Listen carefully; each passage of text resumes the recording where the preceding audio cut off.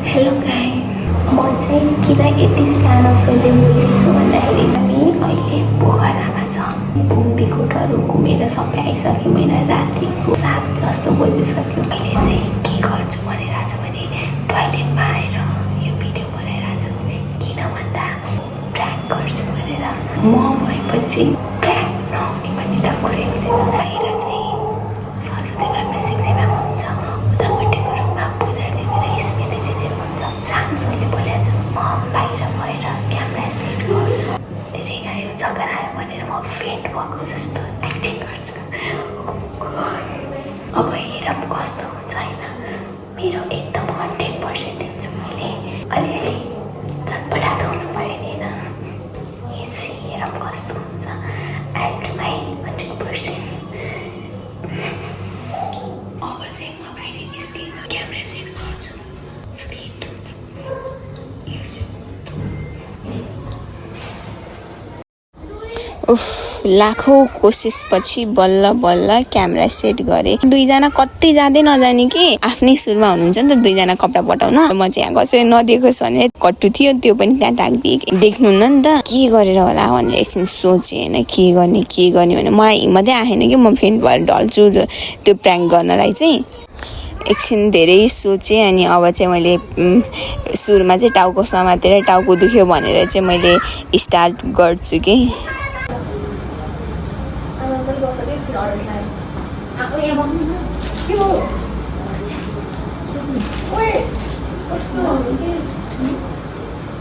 त्यो घुमाएर एकछिन सुत्नु के एकछिन फ्रेस हावामा जाऊ। कस्तो भएको मतलब रुई घुमा जस्तो भएको त्यो एकछिन कहिले हुन्छ कि यो बस्नु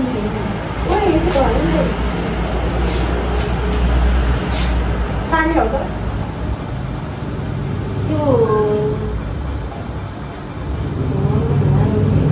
त्यस्तो यस्तो त कहिले हुन्थेन।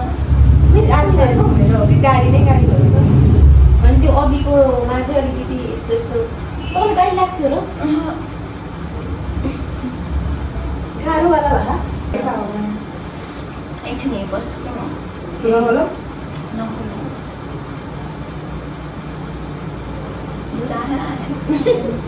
आउँदैन जोड त होइन त्यो अनि यस्तो गरेँ म त सातो गएकै थियो। अनि त्यो होइन त्यो गाडीमा यस्तो यस्तो हुँदाखेरिमा मलाई पनि कहिले कहिले त्यो अफिसै बस्दा पनि त्यो हुन्छ नि धेरै त्यो कम्प्युटर हेरिरहँदाखेरिमा यसो गरेर त आँखा त भुइँ यस्तो पुरै ढल लाग्छ हुन्छ कि त्यो पुरै ब्ल्याकआउटै भएको जस्तो टाइपको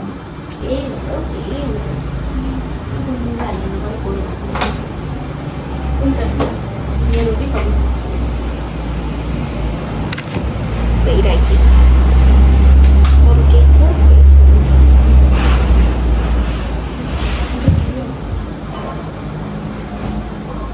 पानीहरू एकछिन बस्ने अनि के खानु के नखाएर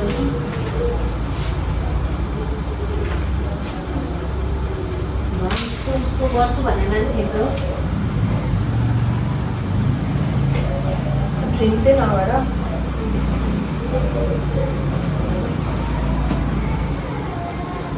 बसिरहनु त्यो लेकको साइडमा बसिरहनु केही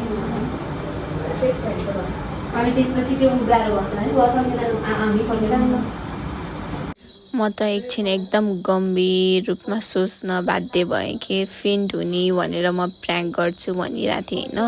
म सक्दिनँ जस्तो, म हाँसो कन्ट्रोल गर्न सक्दिनँ जस्तो लाग्यो। हाँसेँ भने त म फुत्काइहाल्छु। फेरि सोच्दैछु कि कहाँबाट स्टार्ट गरौँ भनेर म सोच्दैछु कि त्यस्तो भइरहेको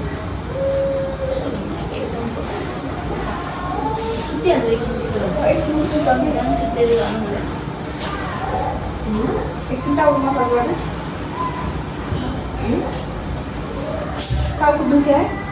टाउको दुखेको भने रिङ आएको होला कि उसलाई रिङ आएको हो कि भएर त्यही टर्निङ भएर नै होला।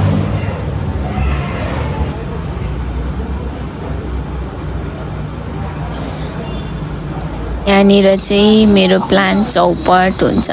सरस्वती म्यामले ठ्याक्क मोबाइल देख्नुहुन्छ। मोबाइल चाहिँ खस्ला है साथी।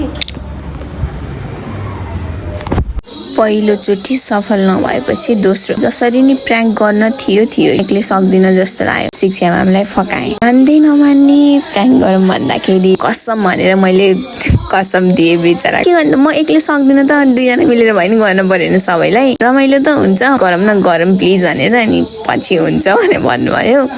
सो अब चाहिँ लेट्स सी, हेरौँ कस्तो हुन्छ।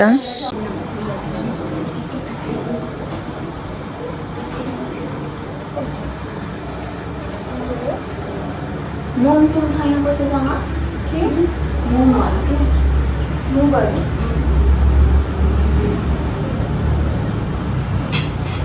लास्टै गाह्रो भयो। औषधि सिटामल छ। सिटामल त म बोकेर हिँड्दिनँ, म त ऊ मात्र बोकेर हिँडेँ। सिटामल छ उता सोध्छु है म। यता तलतिर त्यही दाइसँग पाइन्छ कि म गएँ यतै नजिक कतै छैन, फार्मेसी गएर किनेर ल्याउँला नि त।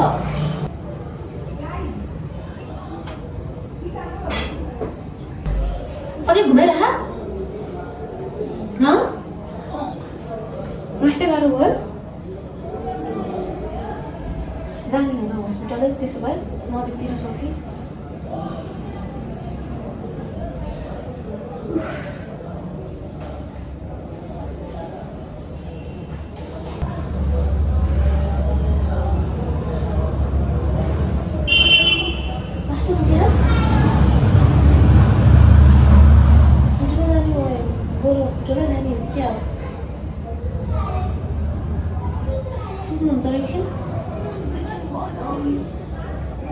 लड्नु अन्त चल्नु हस्पिटल जाने क्या गाह्रो भयो।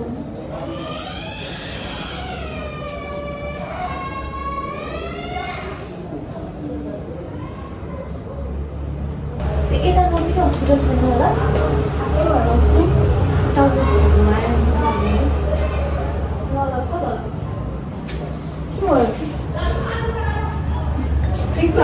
आँखा बन्द गर्दैछु, निदायो हुन्छ नि त भनेर कि निदाउँदैन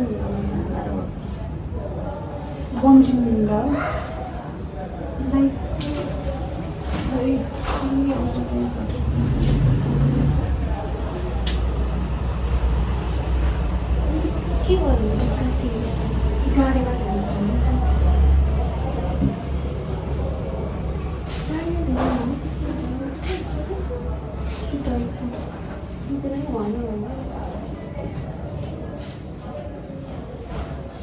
प्रेसर सेसन लो भयो कि के थियो? प्रेसर लो छ भने चाहिँ मेरो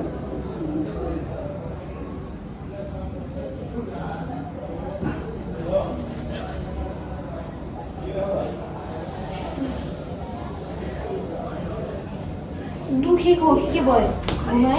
प्रेसर लो छ के भएको भएको भन त पल्टम देखेछु यसरी बस्नु हुँदा नि सोच्दै हुन्छ नि तर सुन्नु के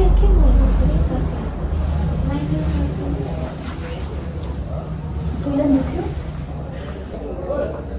औषधि लिन जाँदा के हो औषधि त नि ग्यास्ट्रिक छ अनि त्यो केले भएको हो कि त्यसै जे पाइ दिएको औषधि खाएर हुन्छ त त नि के औषधि खाने भन्ने कुरा त थाहा हुनु पर्यो उसलाई नै गरेर जानु होला जे पाइ दिएको कहाँ जानु भयो स्मृतिमा एकैछिन फोटो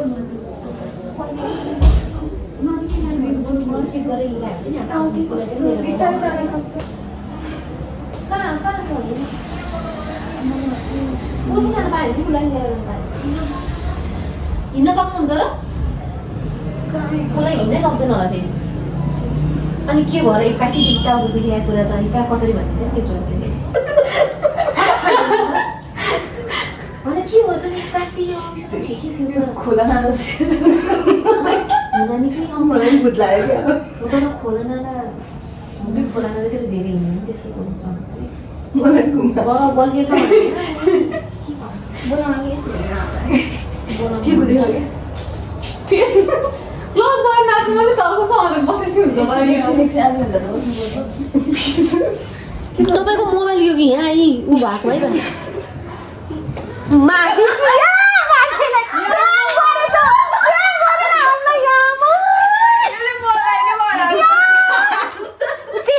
हाँसेको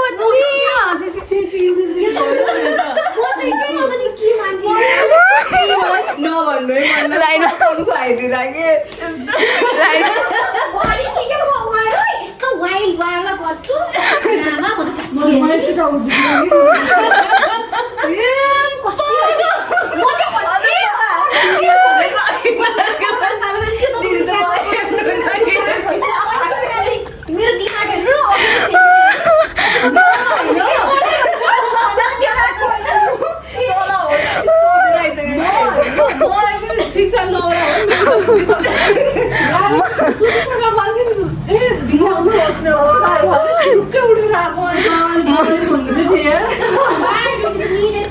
मैले त्यही तपाईँ मेडिकल जानु छ भने यसमा दिमाग बोलाउनु अनि पछि तपाईँ मुख धुन जानु भने शिक्षा म्याम प्लिज भन्छ कस्तो पाइँदैन म एक्लैबाट सक्दिनँ जस्तो लाग्यो तपाईँ मोबाइल चेक गरेको चेक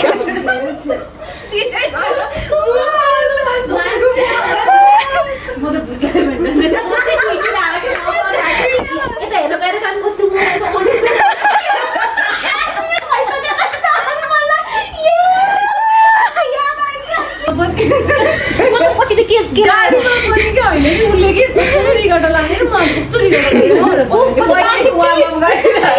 भएर ढल्चुवाला गर्न लाग्थ्यो कि सरस्वती म्यामले गर्दाखेरि हाँसो शिक्षा म्यामले पछि त के लाग्यो भन्नु न साँच्ची कि झर्ना गएको फेवातल गएको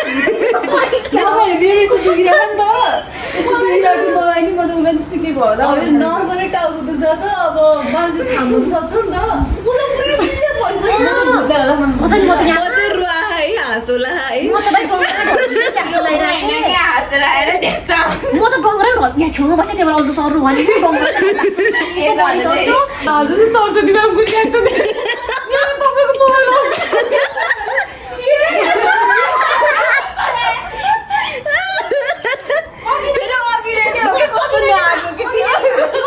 मैले चाहिँ के सोचेँ उसको त जति अलरेडी सधैँ